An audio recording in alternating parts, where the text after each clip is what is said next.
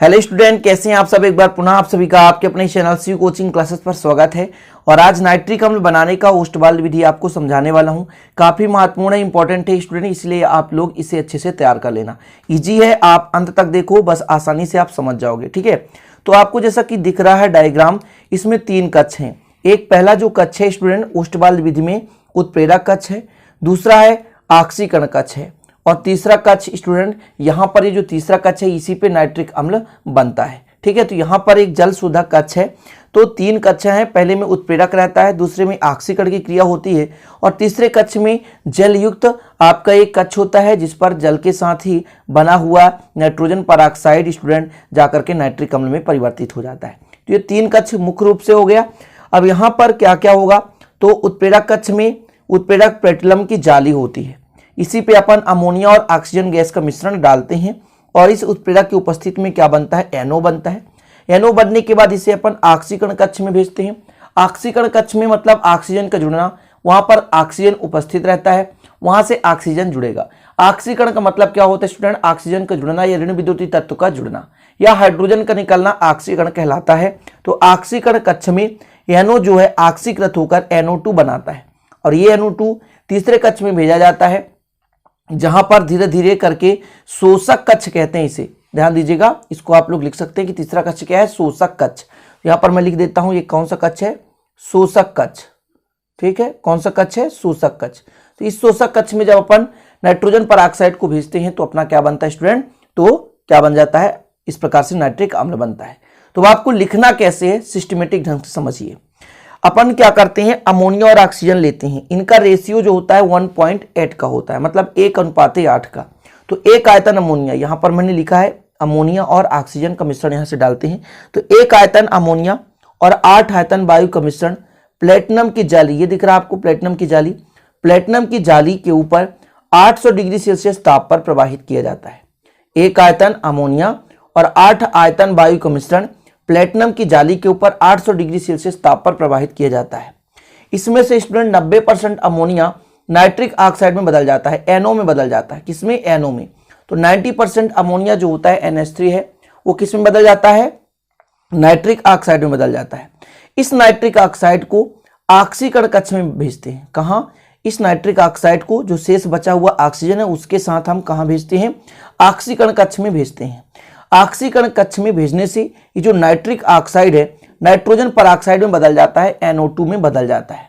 ठीक है, अब NO2 को शोषक कक्ष में भेजा जाता है, जहां पर धीरे धीरे करके जल के बूंद के रूप में पानी गिरता रहता है। ठीक है ना, यही जो पानी है NO2 से संयोग करके क्या बनाता है, तनु नाइट्रिक अम्ल बना लेता है। ठीक है, एक बार पुनः आप समझें कि 1 आयतन अमोनिया, कितना, 1 आयतन अमोनिया और 8 आयतन ऑक्सीजन का मिश्रण प्लेटिनम के जाली के ऊपर 800 डिग्री सेल्सियस ताप पर क्या करते हैं, प्रवाहित करते हैं। यहां से देख सकते हैं, यहां से प्रवेश कराते हैं, कितने डिग्री सेल्सियस पर, 800 डिग्री सेल्सियस ताप पर प्रवाहित करते हैं। ठीक है, या प्रवेश कराते हैं। इससे जो 90% अमोनिया है वो किस में बदल जाता है, नाइट्रिक ऑक्साइड में बदल जाता है। अब इस नाइट्रिक ऑक्साइड को शेष बचे हुए ऑक्सीजन के साथ ऑक्सीकरण कक्ष में भेजा जाता है। कहां भेजेंगे, ऑक्सीकरण कक्ष में भेजेंगे। ऑक्सीकरण कक्ष में नाइट्रिक ऑक्साइड नाइट्रोजन परऑक्साइड यानी NO2 में बदल जाता है। नाइट्रोजन परऑक्साइड को शोषक कक्ष में भेजा जाता है, जहां ऊपर से धीरे धीरे पानी गिरता रहता है। शोषक कक्ष में नाइट्रोजन परऑक्साइड NO2 और पानी आपस में संयोग करके नाइट्रिक अम्ल का निर्माण करता है। ये हो गया आपका मेन वर्णन। अब इसको कैसे लिखना है, इसका समीकरण कैसे लिखना है, तो देखिएगा, मैं पूरा आपको समझाने वाला हूं। तो ये आपका हो गया विधि। विधि में क्या करना है, 1 आयतन अमोनिया और 8 आयतन वायु का मिश्रण प्लेटिनम की जाली के ऊपर 800 डिग्री सेल्सियस ताप पर प्रवाहित किया जाता है। तो 90% अमोनिया किस में बदल जाता है, नाइट्रिक ऑक्साइड में बदल जाता है। ठीक है स्टूडेंट, अब इसका समीकरण आपको बनाना है, तो समीकरण लिख दीजिए। पहले हमने क्या कहा, कितना क्या क्या लिया हमने, तो स्टूडेंट अपन ने लिया अमोनिया, तो यहां पर लिख लेते हैं अमोनिया, NH3 ले लिया है ना, और स्टूडेंट ऑक्सीजन ले लिया अपन ने, क्या ले लिया, ऑक्सीजन। ये बनाता है student nitrogen sorry nitric oxide, और जो H है और ऑक्सीजन से क्रिया कर क्या बना लेगा, H2 बना लेगा। ये हो गया आपका। इसकी बैलेंसी कराओ, तो आप बैलेंसी कराते रहना। यहाँ पे अपन किसका मल्टीप्लाई कर दिए, 4 का मल्टीप्लाई, और यहाँ पर 5 का मल्टीप्लाई, यहाँ पर 4 का मल्टीप्लाई, यहाँ पे 6 का मल्टीप्लाई कर दो। तो ये पहला स्टेप आपका कंप्लीट होता है। अमोनिया ऑक्सीजन से क्रिया करके क्या बनाता है, नाइट्रिक ऑक्साइड बनाता है। इसके बाद आपको लिखना है कि बनी हुई नाइट्रिक ऑक्साइड को बची हुई ऑक्सीजन के साथ ऑक्सीकरण कक्ष में भेजा जाता है। जब ऑक्सीकरण कक्ष में भेजते हैं तो किस में बदल जाता है, ये नाइट्रोजन परऑक्साइड में बदल जाता है। तो नाइट्रिक ऑक्साइड का सूत्र NO होता है, आपको पता है। ये किसके साथ क्रिया करेगा, ऑक्सीजन के साथ क्रिया करेगा, नाइट्रोजन परऑक्साइड बनाएगा, NO2 बनाएगा। बैलेंसिंग कराओ, यहाँ पर 2 ऑक्सीजन है और यहाँ पर 3 है, तो 2 का मल्टीप्लाई कर दो। अब नाइट्रोजन कितने हो गए, तो 2 हो गए, तो यहाँ पर 2 का मल्टीप्लाई कर दो। इस तरह से आपका कंप्लीट हो गया। लास्ट स्टेप आप इसको किस में भेजेंगे, शोषक कक्ष में भेजते हैं। प्राप्त NO2 को शोषक कक्ष में भेजा जाता है, जिससे वहां धीरे धीरे पानी गिरता रहता है। ठीक है, पानी और NO2 आपस में संयोग करके क्या बनाते हैं स्टूडेंट, नाइट्रिक अम्ल बनाते हैं, तनु नाइट्रिक अम्ल बनाते हैं। तो चलिए अब क्रिया करा दीजिए। जो आपका NO2 है वो किससे क्रिया करता है, H2O से करता है।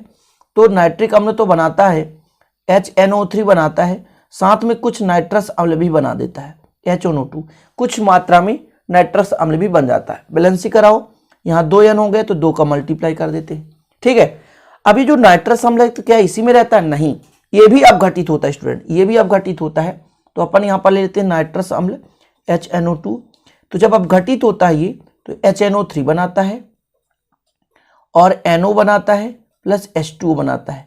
पुनः NO और H2O क्रिया कर लेता है तो NO2 बना लेता है, फिर NO2 HNO3 और HNO2 बना लेता है। बैलेंसिंग कराना है, 2 N है। ठीक है, और यहाँ पर H कितने हो गए, 1 2 3, तो 3 का मल्टीप्लाई कर दें।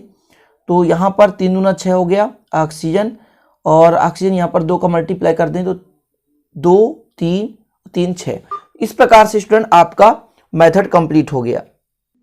तो आप लोग एक बार पुनः डायग्राम के माध्यम से समझें, तो ये चीज तो आपको समझ में आ गया होगा। ये डायग्राम एक बार पुनः आप लोग समझ लिए फटाफट, और इसके बाद है ना अंत करते हैं। तो अपन ने क्या कहा, एक आयतन अमोनिया, ये अमोनिया है, एक आयतन अमोनिया और 8 आयतन वायु का मिश्रण लेकर के प्लेटिनम के जाली के ऊपर 800 डिग्री सेल्सियस ताप पर प्रवाहित करते हैं। ठीक है, यहाँ पर अमोनिया 90% नाइट्रिक ऑक्साइड में बदल जाता है। अब नाइट्रिक ऑक्साइड को स्टूडेंट जो कहाँ भेजा जाता है, शेष बची हुई ऑक्सीजन के साथ ऑक्सीकरण कक्ष में भेजा जाता है। ऑक्सीकरण कक्ष में नाइट्रिक ऑक्साइड ऑक्सीजन के साथ क्रिया करके नाइट्रोजन परऑक्साइड बनाता है, और ये जो नाइट्रोजन परऑक्साइड होता है जो प्राप्त होता है, उसको अपन कहाँ भेजते हैं, तो शोषक कक्ष में भेजते हैं। शोषक कक्ष में क्या होता है, ऊपर से पानी बूंद बूंद करके गिरता रहता है।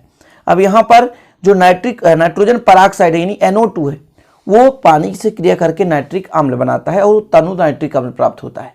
तो इस प्रकार से अमोनिया बनाने का ओस्टवाल्ड मेथड, जो कि काफ़ी हेल्पफुल और काफ़ी महत्वपूर्ण है मेरे भाइयों, इसलिए आप लोग इसे अच्छे से तैयार कर लेना। ठीक है, तो आशा और उम्मीद है स्टूडेंट कि ये वीडियो आपको समझ में आई होगी, और समझ में आया तो लाइक जरूर कर देना, दोस्तों के साथ शेयर कर देना। नए हैं तो चैनल को सब्सक्राइब कर बेल आइकन भी प्रेस कर लेना। साथ ही आप लोगों को बताना चाहूंगे यदि इसका नोट्स आपको परचेस करना है तो एक सब्जेक्ट का मात्र 400 रुपये लगेंगे। पूरा PDF फाइल आपको दिया जाएगा। कॉन्टैक्ट कर सकते हैं 9685299149 पर। चलते हैं स्टूडेंट, जय हिंद, वंदे मातरम।